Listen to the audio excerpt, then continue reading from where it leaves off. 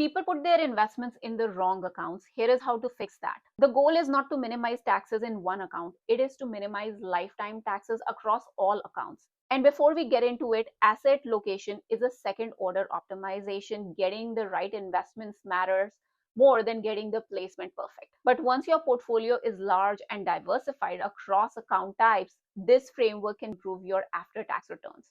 Three account types. Here is what belongs in each one.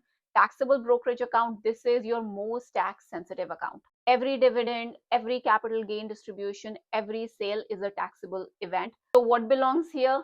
Buy and hold index funds like VOO and VTI. These are among the most tax efficient equity ETFs available because they rarely distribute capital gains and their dividends are generally qualified, meaning they are taxed at the lower dividend rate. VXUS also works well in a taxable account. There is some foreign tax drag, but in many cases you can recover a portion of it through the foreign tax credit. What does not belong here? JEPI and JEPQ. Their distributions include a mix of qualified dividends and option premiums. A meaningful portion of those option premiums is taxed as ordinary income rather than at lower dividend rate. That tax drag compounds over time in a taxable account. Bond funds like BND generate interest income tax as ordinary income every single year. REITs for the same reason. These belong somewhere with tax protection. Let's talk about traditional IRA or 401k. You get a tax deduction now. Everything grows tax deferred.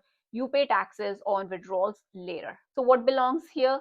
High income generating assets that would create large tax bills in a taxable account. JEPI and JEPQ, bond funds like BND, REITs, actively managed funds with high turnover. Anything generating income taxed at ordinary rates that you want to shield from your current tax bracket. The logic is straightforward. Defer the income until retirement when your tax rate may be lower. Now let's talk about Roth IRA. You pay taxes now. Everything grows completely tax-free. Withdrawals in retirement are never taxed again. So what belongs here?